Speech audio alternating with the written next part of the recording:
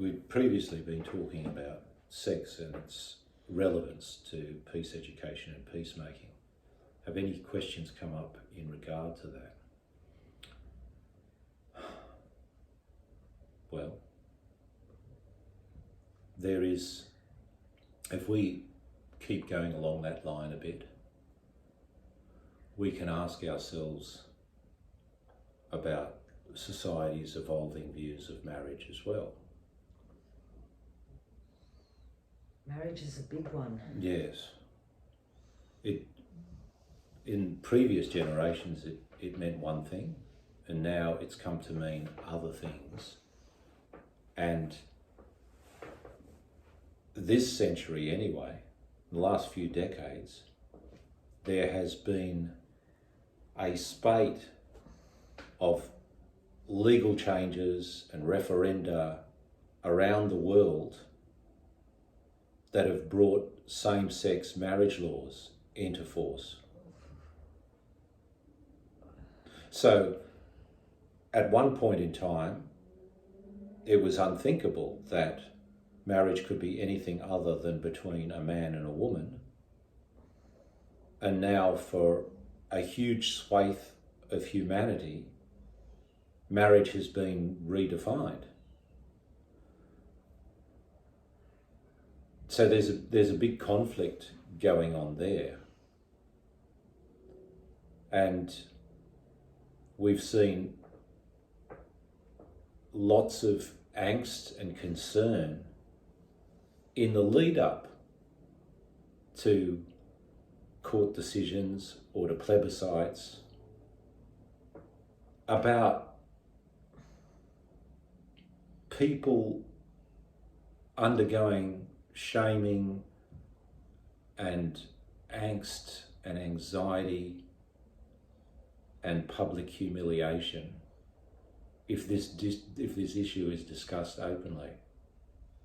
So not only do we have a great polarisation in our society between those who believe that marriage is between a man and a woman and those who believe that it can be between a man and a man, a woman and a woman, a man and a woman. So we have that polarisation as a basis of conflict. But we're also very conflicted over whether we can even discuss this issue. Why is it conflicted? Because originally it was set up as a man and a woman. And that's what marriage was about. What's happening now is something else. They should give it another name. Not marriage. Well, some people have attempted to distinguish civil unions from marriage in the traditional sense. But still, I think there's a lot of tension around speaking of these subjects, and people are afraid that their whole psyche, their sexuality, what they've done with their libido, is that they're going to be shamed for it. And then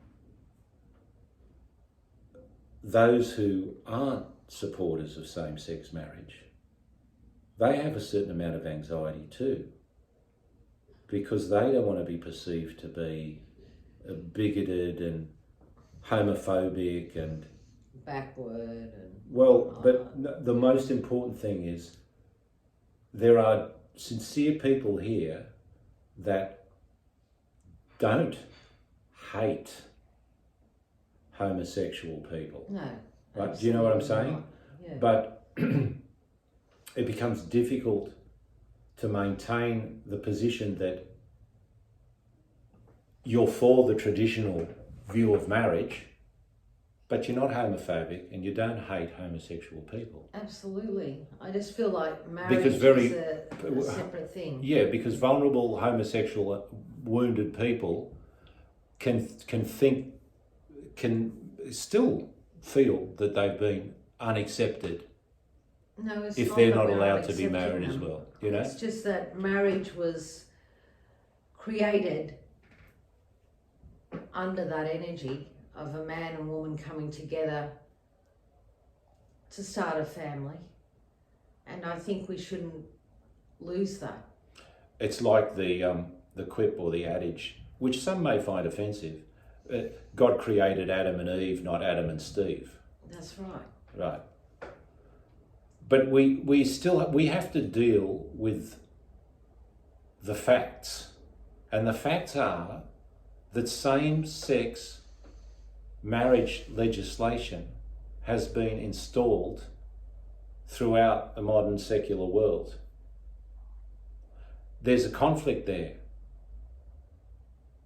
There's a conflict between all of our traditionally minded impulses and what's happening on the political scene. So the peacemaker cannot avoid looking deeply into the question of marriage. Who's it between? Does it have to be between a man and a woman? Or is it otherwise? Is there any sense in trying to create two worlds, a sacramental world and a civil world? A traditional world for some and a secular world for some? Or do we need to reach a unified view? Is marriage a lifelong commitment? Is that part of your concept of marriage? Absolutely. This is another issue. Or is it not necessarily a lifelong commitment? Because I know people, and we all know people, who may claim to be serial monogamists, if I can put it that way. That they believe in being loyal to one person, being faithful to one person, but the relationship may just last for a term and then they'll move on to another one or another one or another one. And so a lot of people subscribe, maybe in hindsight, to serial monogamy. I'm on my fourth marriage now. Or they might subscribe to serial monogamy in foresight, like almost like a principle of their action. And on the other hand, there are those who are at odds with this because they believe that marriage is a lifelong commitment, that if you love somebody, you will see them through all the seasons of life. True. Do we just love somebody when they are smooth-bodied, or do we love them when they have their wrinkles as well? Do we love our partner when the going when they're fair weather and the going is easy, or do we also love them when it's hard? Do we love them in sickness and in health? And the traditional marriage vows have tried to capture that, haven't they? They sure have. And there's a lot of meaning behind those vows. Yeah, so if we love somebody, should we be loving them through all the seasons of life? Absolutely. That's a different mentality to thinking that, well, marriage is just like a contract and we're together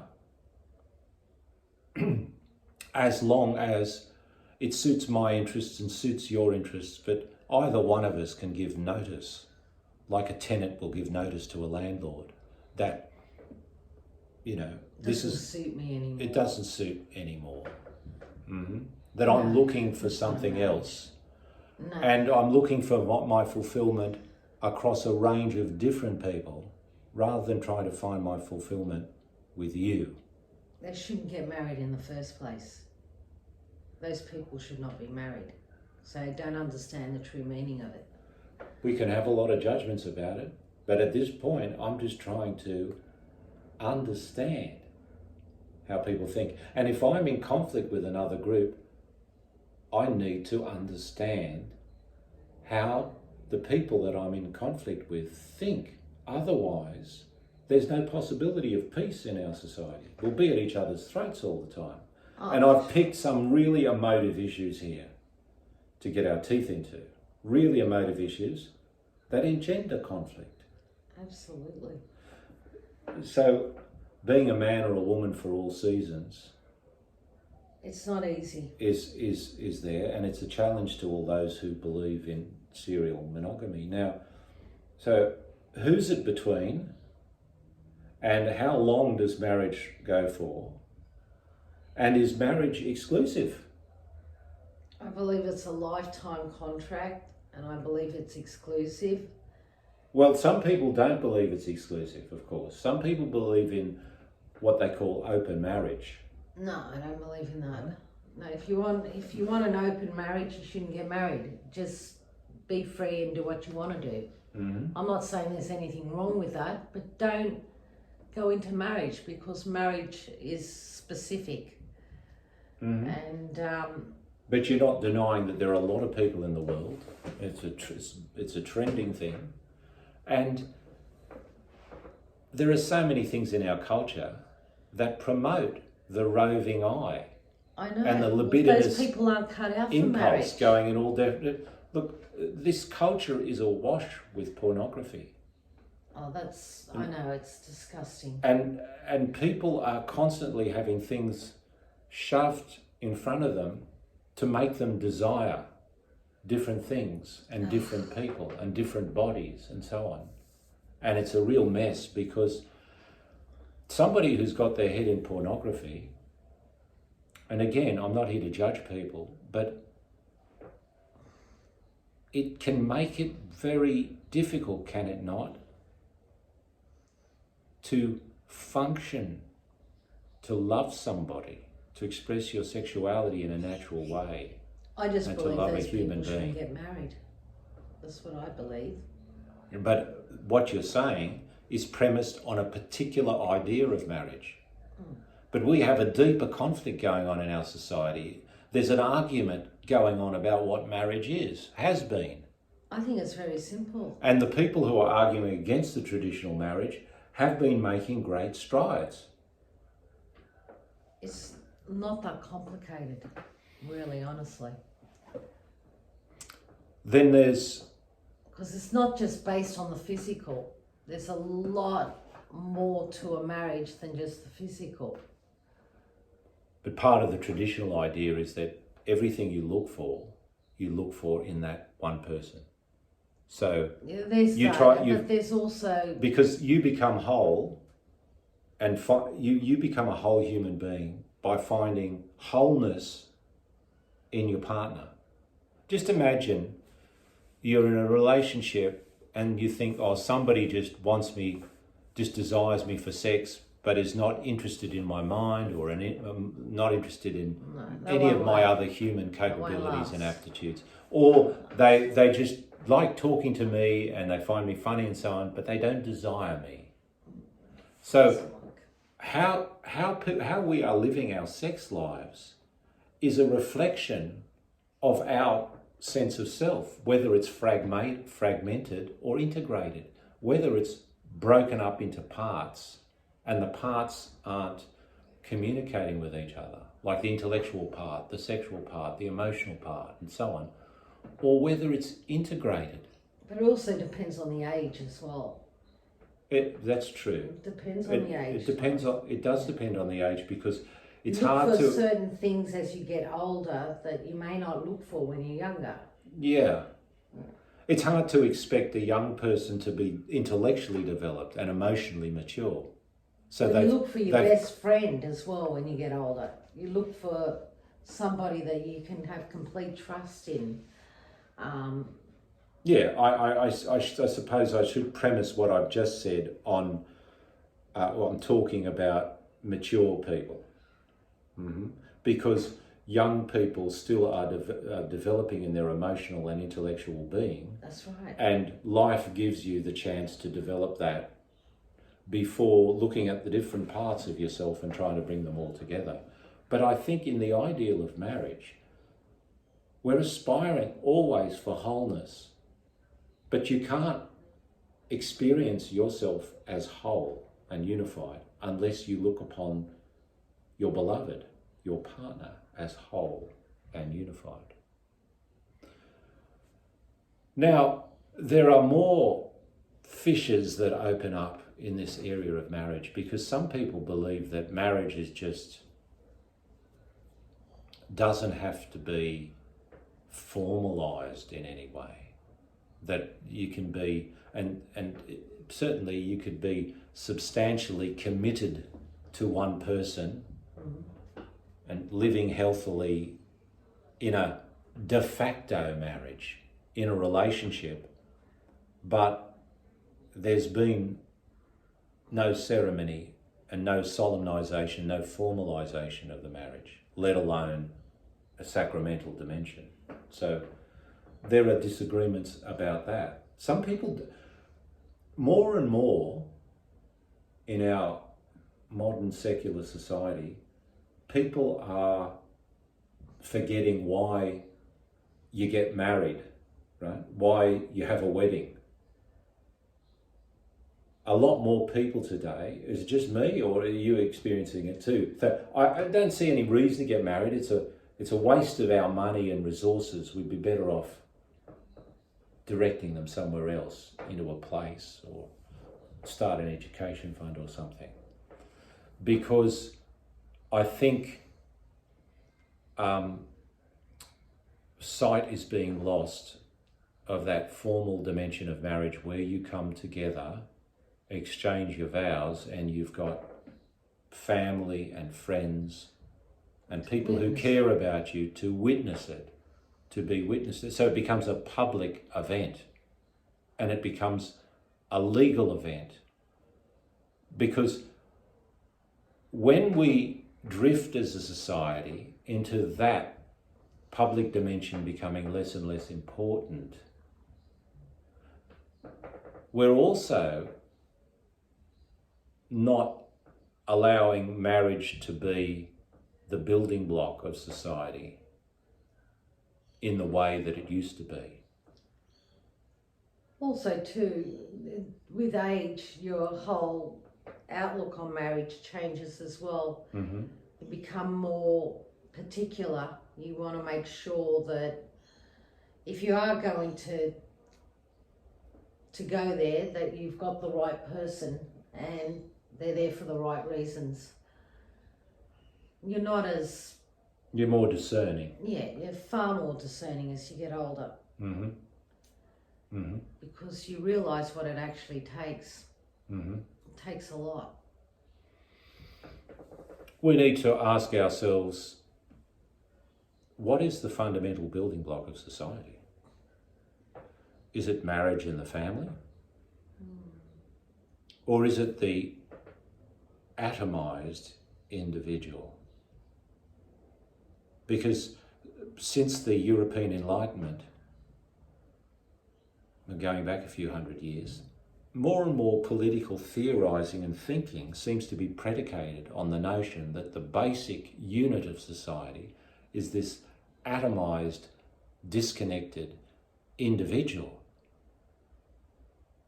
And so when you think and act like it's the individual that counts, only the individual, and you don't see the togetherness and the relationship dimension of life, that it may not be the case that sometimes it's very useful to use that paradigm and to see society composed of individuals with their rights.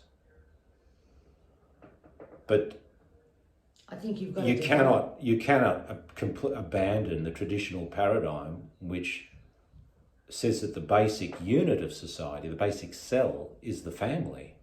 And so as the family goes, so society goes. So if we have a vibrant and healthy sense of family, mother, father, relationship to the children, and if that unit is functional and vital and relates to other families, then therein are the building blocks of society. So we can't run an economy unless we can run a household economy. And we can't solve broad social problems if we don't know how to solve these problems at the level of the family and the household. No. Yeah. After all, economia is the science of the rules of running the household. So our whole understanding of economics, according to the ancient Greeks, comes from operating the household. And we will be getting onto economy soon. Peace economics. But right now, we'll just round out this topic of marriage, because there are great frictions and conflicts in our society over who is marriage taking place between, who can it take place between, whether it's a permanent institution that perdures through time, through life, or whether it's just a series of monogamous relationships. Whether the marriage is exclusive, it represents an exclusive commitment where you have one special person in the marriage with you and you are special to that person, or whether it can be open. That's important. Mm-hmm. Yeah. Very important. It gives a sense of romance as well, because, that's part of that traditional notion of marriage, is this sense of specialness as well. And the thing that can make you feel unspecial like that is if there's a third person in the marriage. Forget that. Think of Charles, Diana and Camilla. Right? Diana, she popped into my mind straight away and it destroyed her. Mm-hmm. And then there's the question of whether you believe marriage is open to life. Because I notice that more and more people, they may decide to be with somebody, they may even have a marriage ceremony and formalise it, but they don't really intend to have children. They may adopt, or they may not even have any children, and they feel totally entitled, complete, just to be maybe dinks, double income, no children, or just to devote their life to other pursuits and activities. There's no sense of obligation or duty to bring forth new life. Whereas the more traditional believe that there is an obligation of sorts attaching to on your circumstances, Thomas, being married, your age and everything. Mm-hmm. Like some people can't have children. They've tried everything. Oh, I'm not looking at that. I'm looking at people who deliberately choose not to have children. Right? There are a lot of those people as well, for economic reasons or whatever.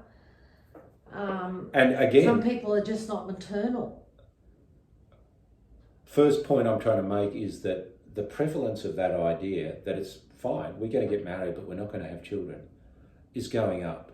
It's becoming more prevalent from what I can see. Absolutely. And the other point I want to make about it is that there's a cycle of reinforcement, because changes in society make it more difficult for people to raise a family. Yeah. And then people themselves resign themselves to not having a family, and so they invest their energies in a way that build a society that is less family friendly, and it becomes a circle. Whether you want to consider it a vicious or a virtuous circle, it becomes a reinforcing thing.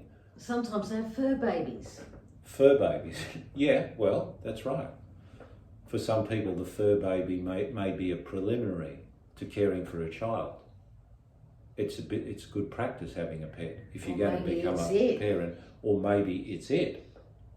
Because we do need to care for other beings. It's a really important part of life, and a fur baby can be a great companion and a comfort. Absolutely. So there are all of these things to consider, and what is I would ask each of our viewers out there, what is your conception of marriage? Because maybe the greatest conflicts in our society will be fought over the likes of this: marriage, the family, human sexuality. I remember a young boy asked me, what can you tell me about marriage? What should I look for? And I said, marry your best friend. Your best friend. Okay. But the opposite sex. Yeah. Right. So in other words, that marriage should entail a compatibility on a lot of levels. Well, you know, it's someone that you would share die the same for. outlook. Yeah. Yeah. Someone that you know would watch your back, that will be there for you. It's not really going to work if you find them boring, and you wouldn't want to be in their company as you would in a friend's company. If you start with friendship, that's an excellent basis. Marry your best friend, I reckon. Yes, because then you'll never be bored. But I'm not here to give marriage advice. Although I said at the beginning, you remember, that marriage counselling is one species of interpersonal conflict resolution. And that's why it's relevant to our peacemaking endeavour. Speak to you next time.